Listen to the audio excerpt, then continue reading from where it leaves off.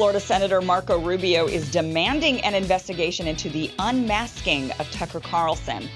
In a letter to the Director of National Intelligence, the top Republican on the Senate Intelligence Committee said in part, quote, "It is essential that the intelligence community under your leadership hold itself to account." In June, Tucker Carlson told viewers he was being targeted by the NSA. Last month, the Record reported that the Fox News host's name was uncovered in communications with a third party. Democrat strategist and Obama administration alum Roger Fisk and Republican strategist and founder of Claffey Communications join us now to discuss. Good morning, guys. Thanks for being here. Morning. Good morning. So, Lauren, what was kind of spectacular about this entire story was the fact that Tucker Carlson made these allegations, and then the NSA put out a very carefully parsed statement that was like, well, Tucker Carlson was never targeted, right? But we all know now, having lived through the Snowden leaks, that being targeted doesn't necessarily mean your communications weren't swept up, which appears to be what exactly happened here. But the issue is not just that he was swept up, it was that he was unmasked, right? His identity was revealed. And so, is Marco Rubio correct here? Do we need more investigation into how this happened?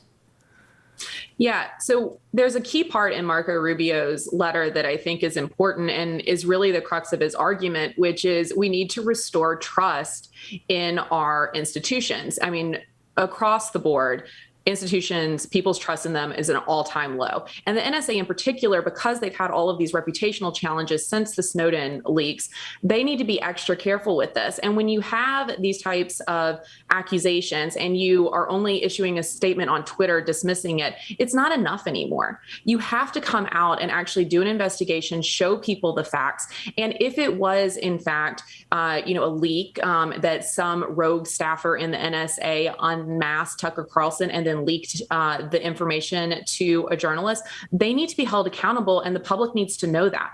And I think asking the question and having the investigation, Marco Rubio is spot on here. We do deserve those answers because people have always been distrustful of our intelligence agencies, but they do serve a good purpose in defending the United States. And we need to have faith that they are acting appropriately. Roger, let you jump in here. Do you think there should be an investigation into this? I don't really take anything that Marco Rubio says all that seriously, and neither do I take what Tucker Carlson says all that seriously. These are two individuals that have completely surrendered any kind of integrity. Tucker is willing to just regurgitate anything that bounces around in the right-wing kind of echo chamber. And Marco is trying to claw back, similar to Ambassador Haley, trying to reclaim some of the integrity that he surrendered when he completely capitulated to the Trump administration. And to speak specifically to this situation, 16,000 unmasking requests were initiated and processed by the Trump administration just in 2018. I believe that was the year that they were the highest. And Senator Rubio seems to have just fallen silent during all that. 16,000 unmasking requests, and his standards, his integrity were, I guess, distracted or asleep or something like that. So, and then last thing, process-wise, no one goes out and proactively unmasks someone. You don't know who a particular individual or a voice is on a intercepted communication until there is a compelling enough reason to figure out who that party is. Usually it's because there's a foreign entity or someone who's already under some kind of surveillance that is communicating with an American national. And then the name of that person essentially comes in ex post facto. So this gets back to like the way that people talked about Flynn being unmasked. You don't know who you're unmasking until you put in that request. It goes through a particular stringent process, and then that American national is identified. So Marco and Tucker, they traffic in these things all the time. I wish, Marco had held on to kind of some of his early independence. But one of my favorite sayings in American politics in the last few years is Marco Rubio is the Marco Rubios of Marco Rubio. He essentially gave away his integrity. He has none now. So I don't really care that he's pursuing this at all. But I guess, Roger, for a second, take Tucker Carlson out of it, right? What we have here is a lot of questions about how the process of unmasking itself takes place, who makes the decision, and especially when you're talking about journalists or anyone in the media, those people are talking to questionable figures all the time, right? I mean, you have New York Times reporters that talk to Al-Qaeda because that is, enhances their ability to report on a story. And so I do think that there's some questions here, especially when we know it's not like the NSA, the CIA have been heroes in a lot of these situations. So even if you take Tucker Carlson out of it, why not? Why not present Congress with the opportunity to ask more questions about this process and how or if it's been abused?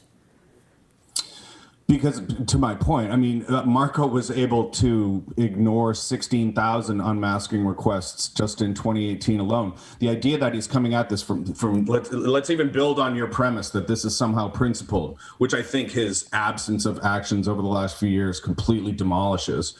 The process for going through this is actually quite stringent. If he wanted to, and if he wanted to have a sober conversation about this, there would be a way to go about doing it. It probably wouldn't generate a lot of headlines and things like that. But I mean, I think this is clear that this is trying to ingratiate himself with the Fox News base. This is part of how he's trying to reposition himself as if he's, reclaiming some kind of the integrity that he squandered during the Trump administration. So just because someone like Marco comes up with an accusation like this doesn't mean that I think it needs to be pursued, frankly, at all. If he got 5 or 6 people signing on to it, and especially in a bipartisan context, then we could talk.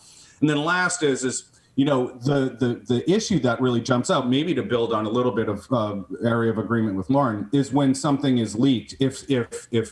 If Tucker was unmasked, which I still don't even know if that was even true, but then someone turned around and leaked it, or when a reporter does talk to Al-Qaeda, to build on your point, and then in the course of that conversation references something that they know from a government source, and then and shares even inadvertently something that is classified in that context, that is when there's a leak, and that is when I think you can put it under a microscope. Tucker was turned down by the CIA, when he tried to get in there. He's had this kind of fascination with the intelligence community all along. This isn't the first time that he's had some kind of fever dream about being under a microscope. So, I mean, both of these guys just don't have any credibility when they talk about this stuff at all.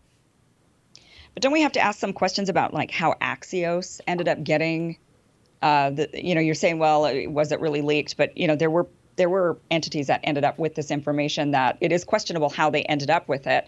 And it is really questionable how some of the information with Tucker's actual correspondence, it's not just that some people were talking about Tucker, but the actual correspondence. I mean, you just don't believe any of that at all? Well, you know how this works. It could very easily have been Rubio's staff. It could have been Tucker's staff. I mean, to just because something like this is in a news cycle doesn't mean that the fingerprints on it are automatically or axiomatically from opponents or from the government source. I mean, there's plenty of reasons why someone would want to position themselves as some kind of martyr in something like this. And as you know, and there's no shortage of examples, releasing things that get you into the news cycle and allow you to position yourself as principled. This wouldn't be the first time something like this had happened. Lauren, I obviously want to bring you in here as well. I mean, I think we should be investigating this kind of no matter what. I think there's a lot of questions around how this process takes place, what leaks are involved. In my mind, the deep state, the spy state, the agencies need far more accountability than they're getting. So, I mean, give us your thoughts. So Marco Rubio's letter actually was asking the head of NSA to do their own investigation. And I think that's a key point because this is an opportunity for the NSA to come out and educate people about the unmasking process. They can fight back any misinformation that's going on about the accusations. And it also gives them a chance to clarify, was there a leak? Just like I said, was there a rogue employee? Was this, systemic? What was going on? And, NSA should take this opportunity, do the investigation, and release the findings and take the politics out of it. And that's key because, Roger's kind of dismissing this as the Fox News base. Tucker Carlson has 3 million viewers on a nightly basis. And so you can't discount the effect that he has on mainstream political conversations that are happening. And he does have influence. And so regardless of if you agree with that influence or not, he is a voice. And so we need to make sure that if he is giving bad information because of something that's happening, or maybe he is right, NSA needs to step in and correct that because just because just because people don't believe it to be true doesn't mean that you can dismiss it. You have to correct the information before it goes too far. And just to bring up that, this is something that is alarming to people on both sides of the aisle. There are plenty progressives who are very alarmed by the surveillance state and by the expansion, what seems to be constant expansion of NSA's powers and powers just of government. So, but thank you guys both for being here. Thank you. Thank you very much. All right, we have more Rising that is coming up next.